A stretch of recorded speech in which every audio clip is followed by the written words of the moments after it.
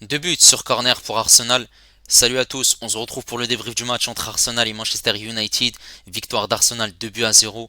Deux buts qui ont été inscrits sur corner. Le premier à la 53e minute par Timber et le deuxième par Saliba à la 73e minute de jeu. Merci aux personnes qui étaient présentes avec moi en live pour suivre ce match. N'hésitez pas à liker et à vous abonner si vous êtes nouveau. On est parti pour les statistiques de cette rencontre qui sont bien évidemment en faveur d'Arsenal. 14 tirs, 6 tirs cadrés, 2 buts. Manchester United, c'était très compliqué. 5 tirs de tir cadrés. Une possession plutôt partagée. 51% de possession de balle pour Arsenal, 49 pour Manchester United. 464 passes pour Arsenal, 472 pour Manchester United. Précision de passe à 87% pour Arsenal, 86 pour Manchester United. 12 fautes pour les Gunners, 8 pour les Mancuniens. Un carton jaune obtenu par Arsenal, 3 pour Manchester United. 2 hors-jeu pour les deux équipes et 13 corner pour Arsenal. Et là, on est parti en image pour les deux buts du match. Alors, pour la composition d'Arsenal, il y a deux forfaits, Gabriel et Calafiori. Donc, on a Raya dans les buts, Timber côté droit, une charnière composée de Saliba et Kiwor. À gauche, on avait Zichenko. Au milieu de terrain, c'était Partey et Declan Rice. En numéro 10, le capitaine Odegaard. Ensuite, à gauche, on avait Martinelli. À droite, Saka. Et en numéro 9, on avait Kai Havertz pour cette équipe de Manchester United. Il y a eu 6 changements par rapport à cette victoire contre Everton le week-end dernier. Et Rashford n'est pas titulaire, ni Diallo. Donc Amorim, pour ce premier choc de Première Ligue, a décidé de reconduire ce schéma tactique 3-4-3 avec Onana. On avait Mazraoui, De Ligt et Maguire. Un milieu de terrain composé de Ugarte et Bruno Fernandes. Ensuite, sur les pistes, on avait Malacia, Dalot. Et en attaque, on avait Moutz, Garnacho et Aoulund. Et c'est cette équipe d'Arsenal qui va se montrer dangereux qu'en deuxième mi-temps sur corner, 52e minute de jeu. Corner tiré par Declan Rice. Très bien tiré. Une tête de Timber. Ça fait but. Et ça fait 1-0 pour cette équipe d'Arsenal. Ensuite, à la 72e minute de jeu, un nouveau corner du côté droit cette fois-ci, tiré par Bukayo Saka. Et on voit que il part au deuxième poteau, cette tête de Saliba. Il est pas bien pris au marquage, ça fait but et ça fait 2-0 pour Arsenal qui gagne grâce à deux corners très bien tirés, mais surtout deux têtes. Et on voit que cette équipe d'Arsenal, forcément, dans le jeu aujourd'hui, c'était compliqué, mais ils ont réussi, grâce à ces deux corners, à gagner ce match, grâce à deux défenseurs. En première mi-temps, on a vu qu'il y avait très peu de situations de la part des deux équipes. Arsenal qui marque très rapidement grâce à Martinelli, but refusé puisqu'il y avait un hors-jeu. Et on a vu que Manchester United ne se précipitait pas. Il conservait le ballon, il y avait des séquences de passes, pas comme lorsque Ten Hag était en poste. Vu que Ruben Amorim essaye petit à petit d'installer ses bases et aussi d'installer son principe de jeu, forcément, c'était très bien de ne pas forcément donner des ballons à l'adversaire, de dégager n'importe comment. Après, il est venu il y a 2 semaines, donc en deuxième mi-temps, c'était un peu plus compliqué. En première mi-temps, ils essayaient de construire, ils essayaient de partir avec les pistons Dalot ou bien Malacia. Après, ils essayaient de trouver des solutions, mais c'était compliqué malgré tout, hein. Et Arsenal, qui essaie de jouer en contre avec des longues transversales, avec quelques situations, mais c'était compliqué cette première mi-temps avec seulement 5 tirs malgré tout. Par contre, la deuxième mi-temps, on a vu que c'était à l'avantage d'Arsenal. On avait une équipe de Manchester United qui concédait énormément d'occasions. 13 corners à la fin, c'est énorme. Forcément, il y a eu des parades de la part Onana, des prises de risque malgré tout, un pressing aussi de la part d'Arsenal, mais il faut souligner que le pressing de Manchester United en première mi-temps, il était très intéressant. On a vu qu'ils essayaient de presser haut pour essayer d'asphyxier cette équipe d'Arsenal, pour essayer par la suite de récupérer le ballon rapidement. Mais cette équipe d'Arsenal était très bien rodée, et en deuxième mi-temps, forcément Arsenal, comme je l'ai dit, a eu des occasions, et ils ont été très forts. Après, est-ce que c'est étonnant? Non, puisque depuis le début de saison, hein, toute compétition confondue, c'est 44 buts marqués pour Arsenal, 15 sur coup de pied arrêté et 8 sur corner. Et aujourd'hui, il y en a eu 2. Donc, c'est pas surprenant du tout. Après, ça montre que cette équipe est très très très très bonne sur coup de pied arrêté, hein. 22 buts inscrits sur corner depuis le début de la saison. Donc forcément, les corners sont très bien travaillés à l'entraînement. Et forcément, vu que Ruben Amorim vient d'arriver, ses failles, il doit les corriger. Et il est venu il y a 2 semaines. Et aussi, voilà, on se doutait que ça allait être compliqué, hein, pour cette équipe de Manchester United de se déplacer à l'Emirates Stadium. Sur les 3 dernières saisons, on voyait que Manchester United avait du mal. À l'extérieur, contre Arsenal, contre Chelsea, contre Manchester City, contre Liverpool, ou bien même contre Tottenham. Et forcément, ça va laisser du temps à Ruben Amorim d'installer petit à petit son fond de jeu. Aussi, c'était son 4e match, sa première défaite contre Arsenal, et sa première défaite tout court. Et forcément, tout n'a pas été parfait. Il faut souligner que c'est sa 4e composition d'équipe. Donc, il va prendre du temps. Mais on voit déjà qu'il instaure petit à petit ses bases.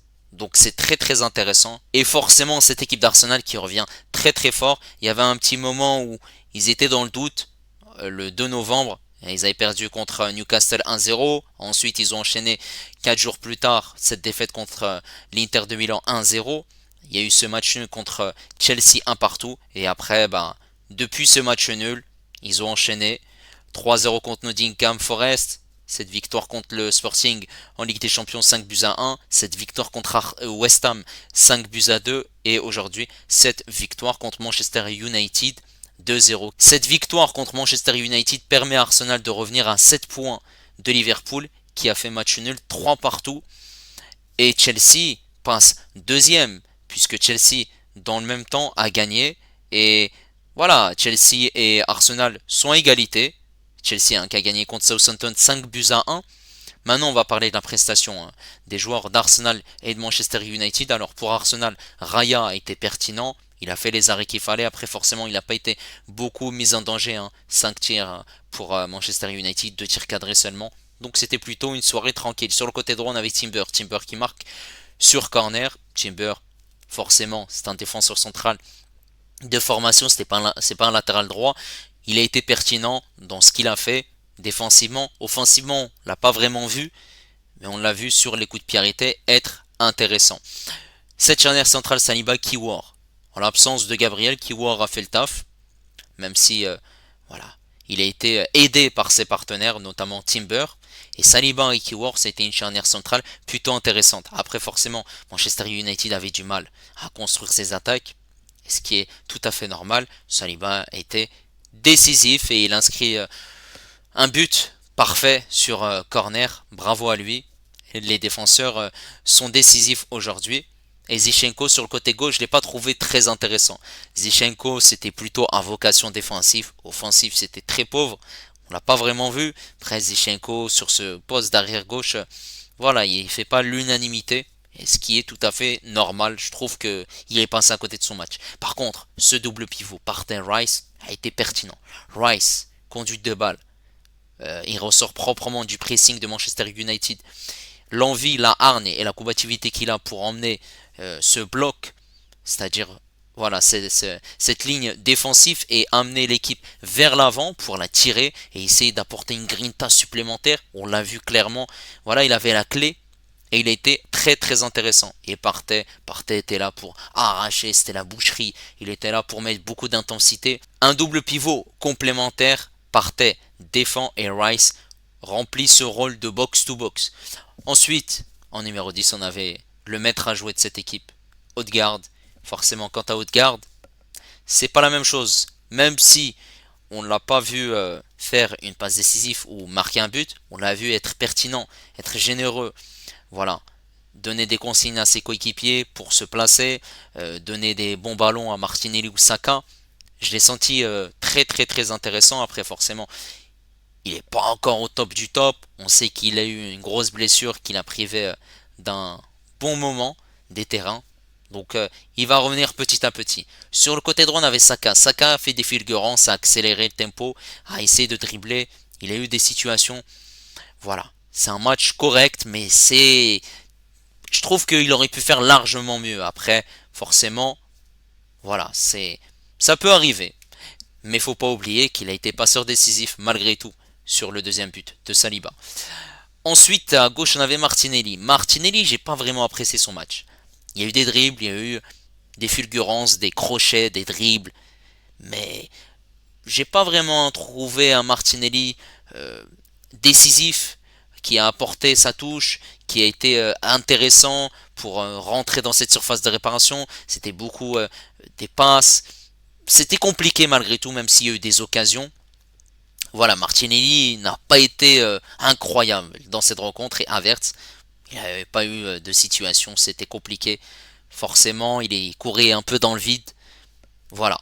Maintenant, pour cette équipe de Manchester United, il n'y a pas beaucoup de satisfaction. Les satisfactions, c'est dans ce que propose Ruben Amorim, les consignes qu'il a données à son équipe, c'est-à-dire au niveau du pressing, au niveau de l'intensité, de conserver le ballon, d'essayer de combiner, de faire des jeux à 2 voire à 3, des 1-2. Il y a eu pas mal de séquences où ils sont montrés intéressantes. Après forcément, c'était compliqué, notamment Aoulund qui a eu du mal. Il décrochait énormément pour défendre, pour voilà, jouer en tant que pivot, mais il n'a pas eu de réelle situation pour se mettre en évidence. Ensuite, voilà, cette défense à 3, voilà, c'était compliqué malgré tout au niveau des placements, même si en première mi-temps c'était facile. Et on a vu clairement que la deuxième mi-temps ils avaient du mal. A souligner un très gros match de Mazraoui qui a été très intéressant. Il joue en défenseur central alors que c'est un latéral droit. Il a mis son corps en opposition, il a taclé, il a mis beaucoup d'agressivité. On a vu un Mazraoui qui voilà, se dépensait énormément et qui sortait forcément de son positionnement tout simplement et de son rôle. Il était très pertinent. Ça c'est très bien et on espère qu'il va continuer comme ça et surtout être épargné par les blessures. Parce que Mazraoui est au top depuis le début de saison. Ensuite, au niveau du poste de gardien de but, Onana a fait des arrêts. Onana a maintenu cette équipe de Manchester United pour ne pas qu'ils encaissent d'autres buts, surtout en première mi-temps. On l'a vu en évidence. Après, forcément, sur les coups de pied arrêtés, c'était plus compliqué. Mais il a été très intéressant malgré ses deux buts encaissés. Et après, offensivement, c'était très compliqué. Et Fernandes, qu'il faut souligner. Fernandes qui jouait dans un rôle un peu compliqué, inhabituel, tout simplement, puisque il jouait aux côtés d'Ugarte en milieu défensif. Et il a rempli son rôle. Il a rempli son rôle notamment lorsqu'il faisait des tacles, mais on le voyait accélérer, prendre le ballon, partir vers l'avant, accélérer, trouver des solutions, se mettre en évidence. Voilà, Fernandes a fait ce qu'il pouvait. C'est bien. Maintenant, il y a pas mal de choses à corriger, notamment sur le positionnement, la tactique, le choix des joueurs, comment ils vont jouer. Est-ce que c'est une équipe qui va avoir la possession? Est-ce que c'est une équipe qui va jouer en transition? Ça va mettre un petit peu de temps, et ce qui est tout à fait normal, puisque Ruben Amorim est venu il n'y a pas très longtemps. En tout cas, Arsenal est très bien parti dans la course au titre et ne va pas lâcher Liverpool. N'hésitez pas à me dire ce que vous avez pensé de cette rencontre. N'hésitez pas également à liker et à vous abonner si vous êtes nouveau. Et moi je vous dis à la prochaine. Ciao les amis.